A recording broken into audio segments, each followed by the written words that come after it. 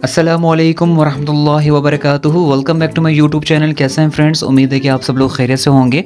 एक नई रेसिपी के साथ दोबारा हाज़िर हूँ और आज आप लोगों से शेयर करूँगा गोभी का एक कमाल का सालन जो आपको बहुत ज़्यादा पसंद आएगा। इस रेसिपी को अगर अतरंगी रेसिपी भी कहें तो गलत नहीं होगा, क्योंकि ये बहुत ही यूनिक और डिफरेंट रेसिपी है और इंशाल्लाह आप लोग को ज़रूर पसंद आएगी। आइए शुरू करते हैं। बिस्मिल्लाहिर्रहमानिर्रहीम। सबसे पहले हमने फ्राई पैन में कुकिंग ऑयल डालकर उसमें गोभी को इस स्लाइसेस में काट लेंगे और उसके बाद हमने इसको फ्राई कर लेना है। गोभी को इसी कुकिंग ऑयल में इसको मुस्तकिल भून भी लेंगे और साथ इसको फ्राई भी कर लेंगे। इसके बाद हमने 1 चम्मच के दरमियान देगी लाल मिर्च ऐड कर लेंगे।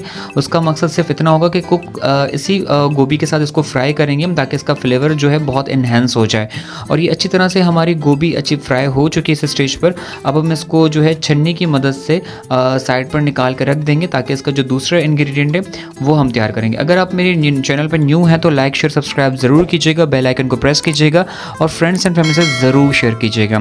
इसके बाद इसी कुकिंग ऑयल में हमने 1.5 चम्मच के दरमियान ज़ीरा डाल दिया है और 4 से 5 अदद कड़ी पत्ता डालकर इसको अच्छी तरह से भून लेंगे। जिस तरह हम तड़का बनाते हैं सेम उसी तरह से इसकी भुनाई कर लेंगे और अच्छी तरह से ये मसाला हमारा भुन जाएगा तो हमने 1 अदद प्याज जो है वो स्लाइसेस में काट कर इसको फ्राई कर लेंगे इसी कुकिंग ऑयल में। इस स्टेज पर हमारी प्याज रेडी हो चुकी है। अब हमने इसमें अदरक लहसुन का 1-1 चम्मच का पेस्ट डाल देंगे। इसके बाद हमने इसकी भी भुनाई कर लेनी है।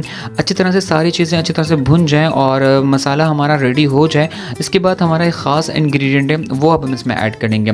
ये हमने बेसन का जो है घोल ऐड कर लिया। ये बहुत इसमें आपने जो है 2 चम्मच बेसन लेना है। उसके बाद पानी डालकर इसका पेस्ट बना लेंगे। ना ये ज़्यादा थिक होना चाहिए ना ही ज़्यादा लिक्विडी फॉर्म में होना चाहिए। आप इसको मैक्सिमम मीडियम फॉर्म में बनाइएगा। इसके बाद हमने इस मिक्सचर में डाल देंगे और साथ साथ इसका चम्मच भी मुस्तकिल चलाते रहना है और 1-1 2-2 चम्मच पानी भी ऐड करते रहेंगे ताकि इसका बहुत थिक पेस्ट ना बन जाए और बेसन अच्छी तरह से भुन जाए और सही से इसकी ग्रेवी तैयार हो जाए।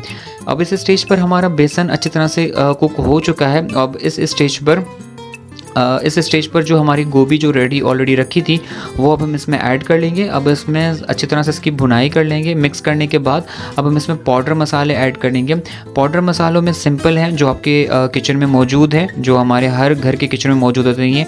हमारे नेशनल मसाले जिसको हम कहते हैं लाल मिर्च है, हल्दी पाउडर, हस्ब ज़रूरत नमक है। कोई रॉकेट साइंस नहीं है मसालों में। इसके बाद हमने 5 मिनट के लिए मीडियम फ्लेम पर कुक कर लेना ताकि अच्छी तरह से गोभी हमारी गल जाए।